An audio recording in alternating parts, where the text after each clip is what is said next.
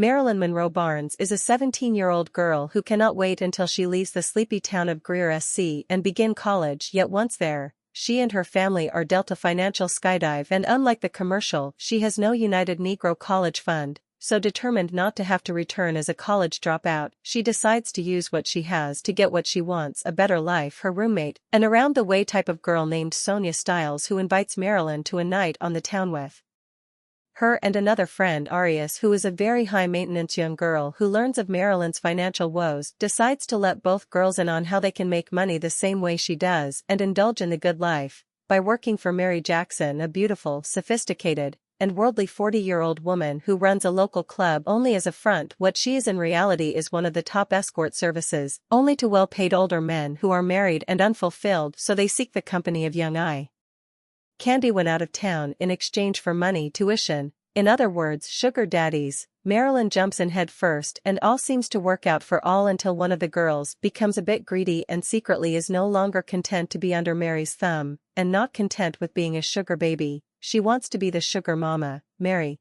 and when Mary finds out, it is not a sweet situation. Meet Me at Mary's Place. By Kennedy Brown. Marilyn. Chapter 1. Class Act. Marilyn Monroe Barnes. I hear a few surprised chuckles, obviously from the sound of it. Many here did not know my middle name. In fact, had they been in this type of ceremony, they would not be shocked to know I was named for the late, legendary screen goddess. Because I have two older brothers who are named Cary Grant Barnes and Clark Gable Barnes, and two younger sisters, Dorothy Dandridge Barnes and Nina McKinney Barnes. Our parents were classic movie fanatics, but I felt they showed much more favoritism when naming my brothers named for gorgeous matinee idols, whereas my sisters and I were named for beautiful women who all met the same fate: mental issues, man issues, and then drugs followed by suicide. But today was my graduation day and I strutted across that stage as if I owned it. I was now a graduate of Greer Senior High and proud of it. But truth be told, I was ready to float like a butterfly and sting like a bee, and get my summer underway and out of the way. I was leaving for college in late July. Well, actually it was an all-girls college and there was no boys allowed in the dorm rooms at Cook University in Tarleton, Virginia, but that was not even a worry for me because although I had a dorm room there, I was gonna do what I wanted, when I wanted, and as long as I kept my 3.8 GPA, I knew I would not have my parents curse me out or take me out and have me attend college close by and live at home. I figured as long as my parents spoiled me rotten, I could at least do that for them, because as much as I loved Greer, South Carolina, I had no intention of ever moving back there, at least not anytime soon. That was a year and a half ago now. My life has changed in many ways. Sometimes I don't even recognize myself in the mirror. I chose materialism instead of an education, so I landed a job in the oldest profession. It pays great and the benefits are even better, so I try to tell myself, yet myself even tells me I am full of it. Sonya Styles. Chapter 2.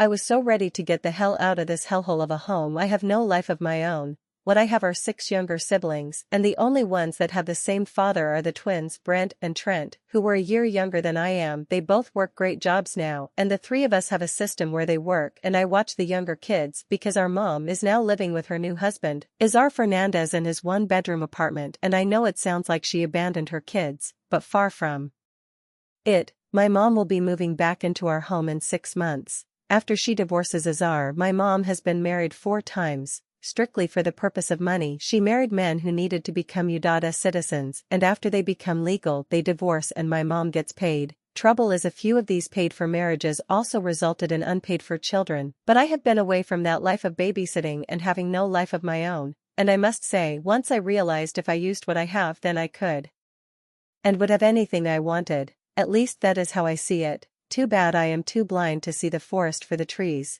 Or is it that I am not wanting to see? Arias Shamory Bruster. I am so glad to get the hell away from Spartanburg SC. Of course Virginia is not across the globe. It will be a welcome change, meaning I could stop lying to everyone. My family and friends think I spent so much time at the Westside Branch Library studying so very hard that I won a full scholarship to Cook University. But if you were in my graduating class then you would know. I graduated by the thinnest margin allowed, but each report card would be a duplicate, with the grades I altered and the real one, the one with the forged signature. Juanita M. Brewster, which is my mom's name, work is an airline stewardess and is away from home 3 weeks out of the month. My father died 6 years ago from a heart attack, but before he passed away he was a loan officer at Spartanburg First National Bank, and although he is gone, he made sure my mom, brothers, and I would not be pressed in the financial department. Problems with that was my mom was allergic to spending money, so she would deposit each check every month. Her job paid the bills and kept us comfortable. And although myself, my younger brothers, Terrian and Stephen, Jr., were receiving checks each month, our mom would give us our monthly allowance of $200 and the rest went to our college fund. But since I got a full scholarship, at least that's my story and I am sticking to it.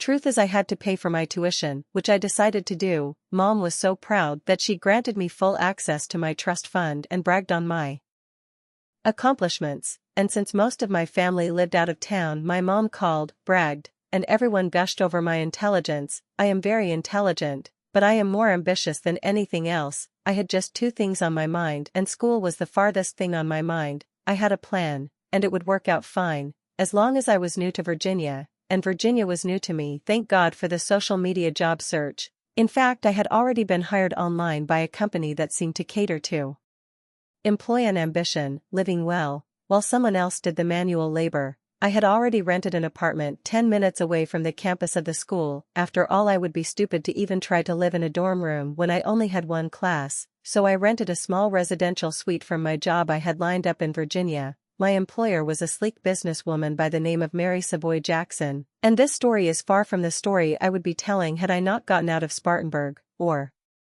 Sparkle City, as many refer to it, but the sparkle was too dim to keep me there. It was not until later would I learn all that shines ain't gold, so if you want the truth, I can show you better than tell you. Meet me at Mary's place, and see how it all began as sweet sugar babies catering to unfulfilled wealthy sugar daddies, and how quickly it can go from bittersweet to sour, in the blink of an eye.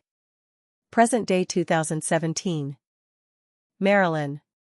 I looked at the flashing screen and saw the code 304. And the instruction from sender was turn upside down, which made no damn sense. But this is the 3rd text I have received, and either someone has the wrong number or my silly ass sisters Dottie or Nina. Since I have been away from Greer, South Carolina, they have been bugging me about a weekend in Virginia, so it would stand to reason it would be one of them, because my 2 new B-berries, Sonya and Arias, were still in class. So I decided to call home and threaten to revoke their invitations. But truth be told, I missed them just as much as they claimed to miss me, plus I wanted my besties to meet them. I was walking to my car when I heard Sonya's loud but sophisticated ass calling out my name, Marilyn. Hold up. I need to hitch a ride. Darren is on his bullshit, had my car repossessed. She huffed and puffed as she plopped her ass down. Girl, what did you do, this time? I giggled. May have or may not have, called his house, and Barbara answered. I hung up. So why did you not hit *67? Because I wanted her to answer anyway. So I asked to speak with Mr. Darren Collins. She got all THISMRSDARENCOLLINSANDWHSTVERINDOLVESMYHUSBANDINVOLVESME. And I went for the jugular. I told her to let him know his VD results were negative. Looking at Sonya, I damn near lost control of my car. I was laughing so damn hard, I had to laugh to keep from crying, because Sonya was dead as serious about her cash and more serious about messing up a happy home, especially if they cut into her hard-earned finances. I just hoped that my sisters being around this weekend will keep Sonya on her best behavior. As far as Arias is concerned, she was not going to be anything but herself, and that is what I admired most about her. Between the 3 of us, she was more like the big sister of Sonya and I guess she was a bit more quiet, but I also felt, in spite of my love for her, I feel that she is ambitious to a whole other level than Sonya and I. But I have to admit, had it not been for Arias, Sonya and I would not be in school, since my dad was paralyzed in a car wreck last year, and I would not have been able to continue my education. She hooked both Sonya and me up with an invitation to stay with her. She lived off campus just how she could afford such a swanky townhouse. Sonya voiced this to Arias, who told us about her job, and soon after, she got Sonya and I hired on the spot by Mary Jackson. Once I saw this woman's lifestyle, I knew exactly how Arias could afford the residence she now shared with Sonya and I. $1,000 each. Utilities were taken care of by the office of Mary Jackson's nightclub. Mary's Club Savoy. It is the nicest gentleman bar in Virginia, and for 3 young, single, and cash-strapped students Ms. Mary paid very well. And add that with tips from patrons from V.I.P. The bar also served as a hideaway private areas for an all, there, anything goes. Sonya snapped me out of my inner thoughts. Where is Arias? I had no idea. Maybe she had to work over this evening. She mentioned having a rescheduled meeting. I don't know why she is always sending money to her on-again off-again boyfriend, Carrie. Please, she sends that money home for her Aunt Eunice to put into an account in Spartanburg, so she will have it to fall back on. Smart child. Please, now that you mention it, she gets 2 different bank statements in the mail. One comes to the apartment, another to a post office box. I shook my head and told her that my sisters were coming in, but she insisted that we make it a girls' weekend. She even booked a $700 a night suite in the Bissari Estates Manor. Quite swank, but I knew the real reason and I am not insulted. The truth is, she does not know Dottie and Nina. Although they are my sisters, Arias only trusted 3 people, me, Sonya, and her Aunt Eunice. Also, she knew I was close to my sisters, and they would want answers as to what type of job Sonya, Arias, and I have that we could afford to pay $3,000 a month and wear expensive designer clothes. Not to mention I have a MasterCard and American Express, both of which have $5,000 each uploaded monthly, and my 2017 BMW is leased until next year, when I get an upgrade. But trust one would never pull out my iPhone to call a client's phone. That is biting the hand that feeds you. My phone went off again as I pulled up to the bus terminal to pick up my 2 goofy little sisters. When the 304 digit came through, I groaned. Who is texting the 304 area code to me? I said while showing Sonya. Sonya would know what anything meant. She told me to hold it upside down. Sonya laughed. That is no area code. Somebody calling you a hoe.